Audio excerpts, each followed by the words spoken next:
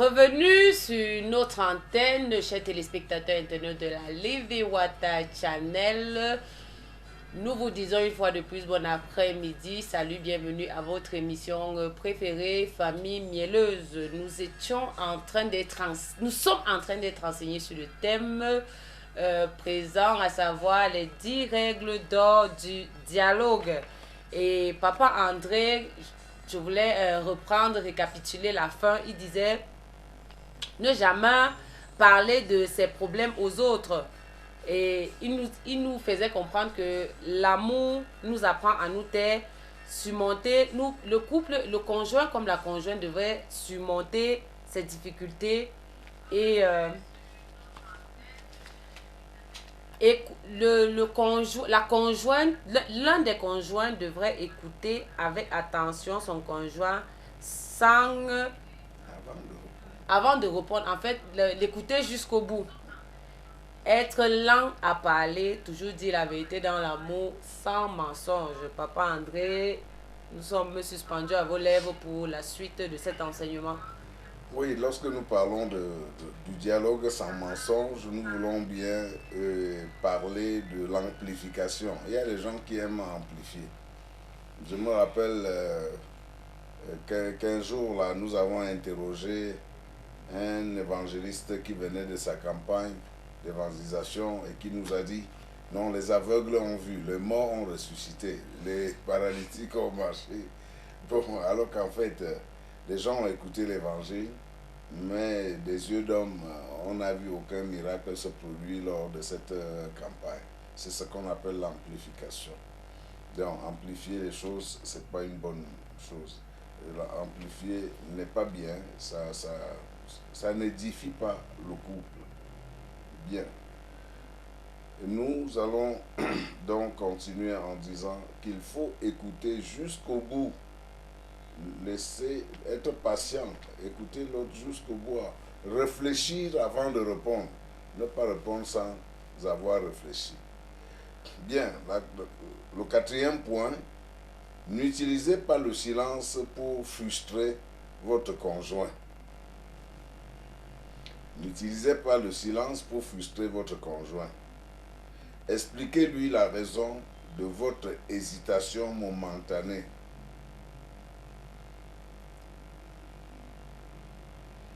Nous parlons ici des gens qui épousent facilement le silence pendant une semaine, deux dans leur maison. Même toute une journée de silence n'est pas permise. Même une journée de silence n'est pas permise. Quelques minutes seulement, on n'a pas besoin de faire la langue de bois, de se taire parce qu'on veut frustrer l'autre. Expliquez-lui la raison de votre hésitation momentanée. Parfois, on t'a parlé, tu n'as pas répondu et tout. On peut vraiment dire, j'étais en train de réfléchir, je voulais vraiment voir de quelle manière répondre sans te blesser et sans me précipiter. Voilà pourquoi j'ai hésité. Sinon qu'il est important pour nous de dialoguer. Voilà l'une des règles d'or du dialogue. Et Ephésiens 5, versets 8 à 10 le dit. Autrefois, vous étiez ténèbres et maintenant vous êtes lumière dans le Seigneur. Marchez comme des enfants de lumière, car le fruit de la lumière consiste en toutes sortes de bonté, de justice et de vérité. Examinez ce qui est agréable au Seigneur. Alors, la bonté va m'empêcher de me renfermer sur moi, de garder silence pour frustrer mon épouse ou mon époux. La justice même ne me le permettra pas, ni la vérité. Alors il faudra donc comprendre que je ne veux pas frustrer l'autre par mon silence. Le cinquième point, ne vous querellez point. N'oubliez pas qu'il est possible d'avoir un avis différent sans pour autant devoir se disputer. Ne vous querellez point. N'oubliez pas qu'il est possible d'avoir un avis différent sans pour autant devoir se disputer. Pourquoi nous le disons? Alors, il y en a qui sont des propres justes et qui même sont figés dans leur tête. Lorsqu'ils ont un point de vue, où ce point de vue prévaut, où tout va mal à la maison. Ce qui n'est pas bien. En fait, nous n'avons pas épousé une servante ou un serviteur qui doit se soumettre à nos ordres. Nous n'avons pas épousé un esclave ou une esclave. Alors, il est donc question de savoir qu'on n'a pas besoin de quereller. Ce n'est pas un besoin pour le dialogue. Ce n'est pas un besoin. Il est possible d'avoir un avis différent sans pour autant se disputer. C'est vrai, on peut avoir un avis différent. Et quand au début de notre émission sur les fiançailles avant la vie conjugale, nous avons dit que les gens vont en mariage pour gérer la différence. On peut avoir des différences de point de vue. On peut avoir des avis différents, tout comme ceux qui se marient ont des goûts différents, ont reçu une éducation différente, ont des conceptions différentes même de la vie conjugale. Alors croire que même dans le dialogue, on ne devrait pas avoir un avis différent serait se tromper. Mais ce n'est pas une raison pour se disputer. La Bible dit dans Proverbe 17-14 que commencer une querelle, c'est ouvrir une digue. C'est-à-dire, c'est ouvrir une citerne. Alors, avant que la dispute ne s'anime, retire-toi. C'est ce que... Alors, il vaut mieux éviter d'ouvrir la digue que de l'éviter pour chercher les voies et moyens de la fermer. On dit c'est une gloire pour l'homme de s'abstenir des querelles. Mais tout insensé se livre à l'emportement. On doit éviter de s'emporter, de se laisser aller à l'emportement, parce qu'en Jésus-Christ, notre gloire, c'est de nous abstenir des querelles. Et papa, pour ceux-là qui ne peuvent pas s'abstenir, je veux dire, chacun de nous est doté d'un caractère autre que... on dit souvent que le petit, on a un petit quelque chose en nous là qui sommeille. Lorsque ça ne va pas, c'était comme si on avait appuyé sur le bouton rouge et puis la personne sort d'elle-même et se met à dire des choses qu'elle ne devrait pas dire et par la suite se répand pour certains. Non, Comment est-ce que ce genre de personnes devraient se comporter lorsqu'ils sont peut-être, lorsqu'ils savent peut-être, lorsqu'ils constatent que pendant une conversation ou bien pendant un dialogue, ils ou elles ont raison. Mais si dans le dialogue j'ai raison, pourquoi est-ce que je devrais tempester? Pourquoi est-ce que je devrais quereller? Même si j'ai raison. Écoutez, l'homme n'a aucune puissance contre la vérité. L'apôtre Paul l'a dit, c'est écrit. Nous n'avons aucune puissance contre la vérité. Je peux dire une vérité, j'ai raison, et tu dis non, c'est pas vrai, je ne suis pas d'accord, ça ne marche pas. Alors, si tu dis non, je dis ok, pas de problème, je te demande pardon, on fait la paix et on avance. Ceux qui aiment tempester, élever le ton, criailler sur les autres, donnent la preuve de leur immaturité. Simplement, de leur immaturité. C'est une preuve d'immaturité. On ne crie pas. Je voudrais vous dire ici que les hommes qui se connaissent forts de caractère n'élèvent jamais le ton. Eux, ils parlent calmement, ils sont tranquilles parce qu'ils savent qu'on ne peut pas les bouger. Mais les timides aiment toujours gronder, crier pour, n'est-ce pas, se défendre. Parce qu'ils croient que s'ils ne crient pas, s'ils ne gueulent pas, on ne va pas les respecter. J'ai pris l'habitude de dire ça à ceux qui aiment crier, gueuler. Je leur dis, vous êtes des faibles, devenez forts. Quand vous serez fort, vous n'allez plus crier. Ça, c'est une vérité. Lorsque je sais que ce que je dis est vrai, je le dis calmement, je le dis paisiblement et je le dis avec amour et je reste tranquille. Si je me rends compte que ma conjointe n'a pas compris ou mon conjoint, je lui demande pardon. Parce qu'il n'est pas supposé comprendre la chose au même niveau que moi. C'est ce qu'il faut comprendre lorsqu'on va dans un dialogue. L'autre n'est pas obligé de comprendre la chose comme moi. Peut-être que Dieu ne lui en a même pas donné la grâce. Je voudrais vous dire, c'est la chose qui se passe même dans la vie chrétienne. Vous avez des chrétiens qui en 3 mois, 6 mois grandissent de façon incroyable. Mais vous en avez qui passent 5 ans, 10 ans à l'église et restent des bébés, des bébés au lait, des éternels bébés. Oui. Alors je dis, même dans la vie conjugale, c'est la même chose. Dans la vie conjugale, nous devons comprendre qu'on ne peut pas, c'est impossible qu'un couple comprenne les choses de la même manière et évolue au même rythme. C'est impossible. Si c'est ça, il n'y aura même plus de différence à gérer. Ça veut dire que dans un couple, si je comprends bien, dans un couple, l'un des conjoints devrait mourir en lui-même pour que le couple vive. Non, celui qui doit mourir en lui, c'est celui qui a compris. C'est celui qui a appris.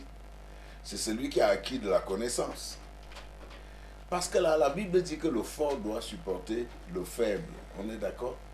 Le fort doit supporter le faible. Et pour ceux-là, papa, sans vous couper, et pour ceux-là qui utilisent, sachant que leur conjoint ou leur conjointe est faible, profitent du fait que ces personnes ne parlent pas, que ces personnes ne disent rien pour pouvoir, comment dire, prendre le dessus sur l'autre. Non, tout dépend de qui prend vraiment le dessus. Parfois, on croit qu'en gueulant, on prend le dessus sur l'autre, mais l'autre aussi, par le silence seulement, peut nous démolir. Ah, peut-être. Eh oui, hein, parce que je dis bien, l'autre par le silence peut nous démolir. Je ne sais pas qui est la femme qui va parler à son époux 3 jours, 4 jours, une semaine, l'époux ne répond pas, elle sera tranquille. Je ne connais pas l'homme qui va s'adresser à sa femme pendant 1, 2, 3 jours, une semaine, la femme ne répondra pas et il sera toujours en paix. Ça n'existe pas, ne vous y trompez pas. Ce sera, n'est-ce pas, de l'autodestruction que de vouloir, n'est-ce pas, exploiter le silence ou le manque de raison de l'autre pour le frustrer ou pour la frustrer. Moi, je dis, on n'a pas besoin dans la vie conjugale. Si je sais que ma femme et moi, nous sommes une seule chair, qu'est-ce que j'ai à la frustrer? Qu'est-ce que j'ai à l'humilier? Qu'est-ce que j'ai à vouloir tout le temps lui prouver qu'elle a tort? Qu'est-ce que j'ai? Alors, je voudrais vous dire que cela va apporter des conséquences néfastes dans un foyer. Même notre père de la foi, Abraham, Dieu lui a dit, va et fais tout ce que ta femme te dira. Il faudra bien comprendre que si l'homme était complet et était capable de s'assumer, Dieu n'allait pas créer la femme. D'aucuns prendraient ça pour la faiblesse. La faiblesse de quoi? La faiblesse. Pourquoi c'est toi qui devrais me dire ce que je devrais faire? Je suis l'homme de la maison. Non, toi, la femme, d'être soumise, de savoir ce que tu as à faire. C'est une erreur. C'est une erreur parce que nous allons voir ça dans la suite de notre émission. Comment le mari doit aimer sa femme. Parce que brandir tout le temps l'épée du chef, sa casquette de chef, pour imposer ce qu'on a dit, viendrait à avoir raté le genre d'épouse qu'on voulait bien. Qu'est-ce que je veux dire? Lorsqu'on est sage, on voudra bien épouser une femme sage, une femme intelligente qui va m'aider pour que je ne tombe pas.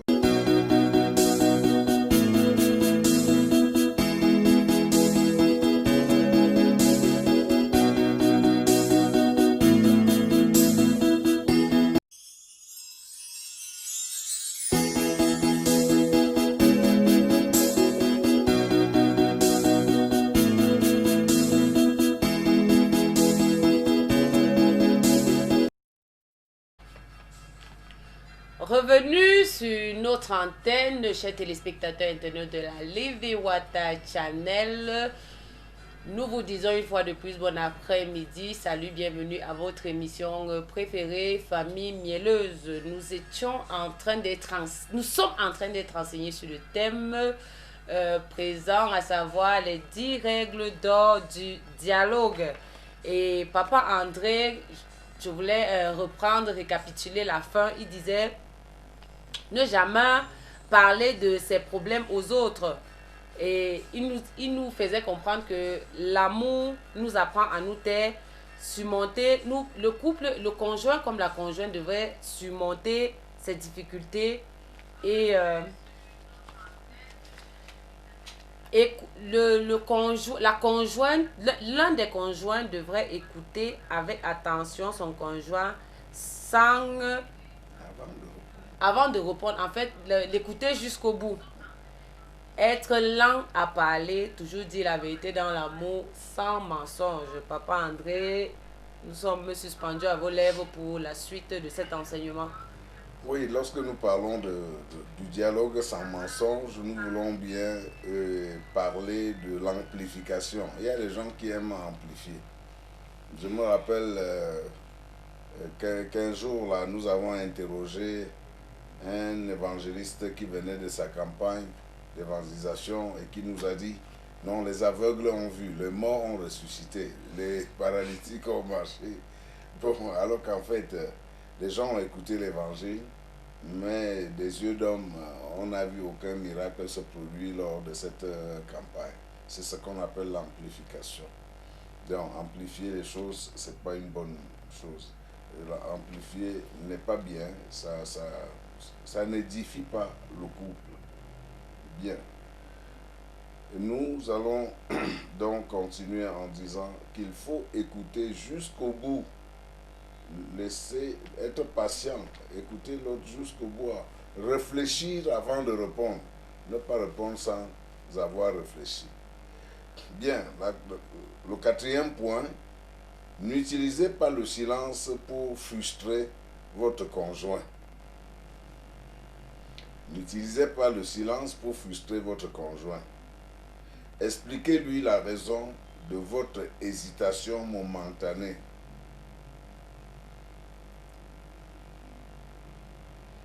Nous parlons ici des gens qui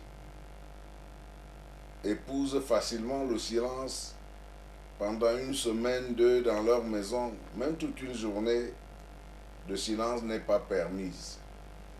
Même une journée de silence n'est pas permise. Quelques minutes seulement, on n'a pas besoin de faire la langue de bois, de se taire parce qu'on veut frustrer l'autre. Expliquez-lui la raison de votre hésitation momentanée. Parfois, on t'a parlé, tu n'as pas répondu et tout. On peut vraiment dire, j'étais en train de réfléchir, je voulais vraiment voir de quelle manière répondre sans te blesser et sans me précipiter. Voilà pourquoi j'ai hésité. Sinon qu'il est important pour nous de dialoguer. Voilà l'une des règles d'or du dialogue. Et Ephésiens 5, versets 8 à 10 le dit. Autrefois, vous étiez ténèbres et maintenant vous êtes lumière dans le Seigneur. Marchez comme des enfants de lumière, car le fruit de la lumière consiste en toutes sortes de bonté, de justice et de vérité. Examinez ce qui est agréable au Seigneur. Alors, la bonté va m'empêcher de me renfermer sur moi, de garder silence pour frustrer mon épouse ou mon époux. La justice même ne me le permettra pas, ni la vérité. Alors il faudra donc comprendre que je ne veux pas frustrer l'autre par mon silence. Le cinquième point, ne vous querellez point. N'oubliez pas qu'il est possible d'avoir un avis différent sans pour autant devoir se disputer. Ne vous querellez point. N'oubliez pas qu'il est possible d'avoir un avis différent sans pour autant devoir se disputer. Pourquoi nous le disons? Alors, il y en a qui sont des propres justes et qui même sont figés dans leur tête. Lorsqu'ils ont un point de vue, où ce point de vue prévaut, où tout va mal à la maison, ce qui n'est pas bien. En fait, nous n'avons pas épousé une servante ou un serviteur qui doit se soumettre à nos ordres. Nous n'avons pas épousé un esclave ou une esclave. Alors, il est donc question de savoir qu'on n'a pas besoin de quereller. Ce n'est pas un besoin pour le dialogue. Ce n'est pas un besoin. Il est possible d'avoir un avis différent sans pour autant se disputer. C'est vrai, on peut avoir un avis différent. Et quand au début de notre émission sur les fiançailles avant la vie conjugale, nous avons dit que les gens vont en mariage pour gérer la différence. On peut avoir des différences de point de vue. On peut avoir des avis différents, tout comme ceux qui se marient ont des goûts différents, ont reçu une éducation différente, ont des conceptions différentes même de la vie conjugale. Alors croire que même dans le dialogue, on ne devrait pas avoir un avis différent serait se tromper. Mais ce n'est pas une raison pour se disputer. La Bible dit dans Proverbe 17-14 que commencer une querelle, c'est ouvrir une digue. C'est-à-dire c'est ouvrir une citerne. Alors avant que la dispute ne s'anime, retire-toi. C'est ce que... Alors il vaut mieux éviter d'ouvrir la digue que de l'éviter pour chercher les voies et moyens de la fermer. On dit c'est une gloire pour l'homme de s'abstenir des querelles. Mais tout insensé se livre à l'emportement. On doit éviter de s'emporter, de se laisser aller à l'emportement, parce qu'en Jésus-Christ, notre gloire, c'est de nous abstenir des querelles.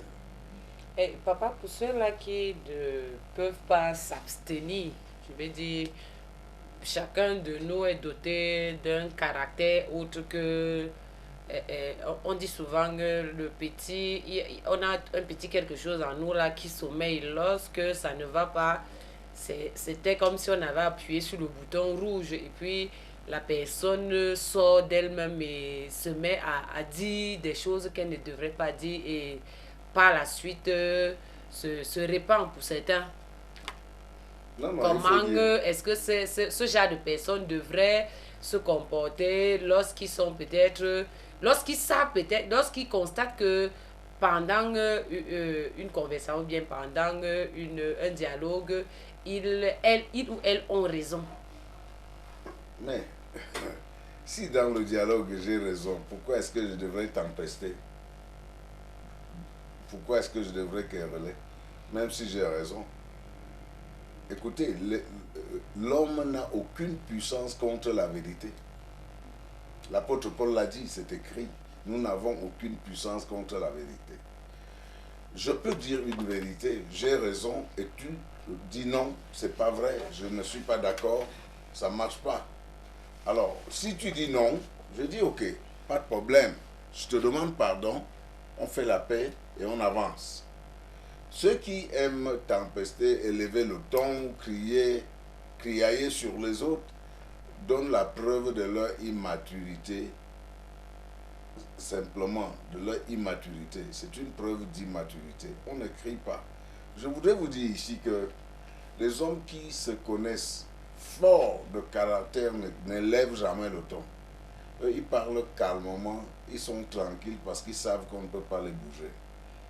Mais les timides aiment toujours gronder, crier pour, n'est-ce pas, se défendre. Parce qu'ils croient que s'ils ne crient pas, s'ils ne gueulent pas, on ne va pas les respecter. J'ai pris l'habitude de dire ça à ceux qui aiment crier, gueuler. Je leur dis, vous êtes des faibles, devenez forts. Quand vous serez fort, vous n'allez plus crier. Ça, c'est une vérité. Lorsque je sais que ce que je dis est vrai, je le dis calmement, je le dis paisiblement et je le dis avec amour et je reste tranquille. Si je me rends compte que ma conjointe n'a pas compris ou mon conjoint, je lui demande pardon. Parce qu'il n'est pas supposé comprendre la chose au même niveau que moi. C'est ce qu'il faut comprendre lorsqu'on va dans un dialogue. L'autre n'est pas obligé de comprendre la chose comme moi. Peut-être que Dieu ne lui en a même pas donné la grâce. Je voudrais vous dire, c'est la chose qui se passe même dans la vie chrétienne. Vous avez des chrétiens qui en 3 mois, 6 mois grandissent de façon incroyable. Mais vous en avez qui passent 5 ans, 10 ans à l'église et restent des bébés, des bébés au lait, des éternels bébés. Oui. Alors je dis, même dans la vie conjugale, c'est la même chose. Dans la vie conjugale, nous devons comprendre qu'on ne peut pas, c'est impossible qu'un couple comprenne les choses de la même manière et évolue au même rythme. C'est impossible. Si c'est ça, il n'y aura même plus de différence à gérer. Ça veut dire que dans un couple, si je comprends bien, dans un couple, l'un des conjoints devrait mourir en lui-même pour que le couple vive. Non, celui qui doit mourir en lui, c'est celui qui a compris. C'est celui qui a appris. C'est celui qui a acquis de la connaissance. Parce que là, la Bible dit que le fort doit supporter le faible. On est d'accord? Le fort doit supporter le faible. Et pour ceux-là, papa, sans vous couper, et pour ceux-là qui utilisent, sachant que leur conjoint ou leur conjointe est faible, profitent du fait que ces personnes ne parlent pas, que ces personnes ne disent rien pour pouvoir, comment dire, prendre le dessus sur l'autre. Non, tout dépend de qui prend vraiment le dessus. Parfois, on croit qu'en gueulant, on prend le dessus sur l'autre, mais l'autre aussi, par le silence seulement, peut nous démolir. Ah, peut-être. Eh oui, hein, parce que je dis bien, l'autre par le silence peut nous démolir. Je ne sais pas qui est la femme qui va parler à son époux 3 jours, 4 jours, une semaine, l'époux ne répond pas, elle sera tranquille. Je ne connais pas l'homme qui va s'adresser à sa femme pendant 1, 2, 3 jours, une semaine, la femme ne répondra pas, il sera toujours en paix. Ça n'existe pas, ne vous y trompez pas. Ce sera, n'est-ce pas, de l'autodestruction que de vouloir, n'est-ce pas, exploiter le silence ou le manque de raison de l'autre pour le frustrer ou pour la frustrer. Moi, je dis, on n'a pas besoin dans la vie conjugale. Si je sais que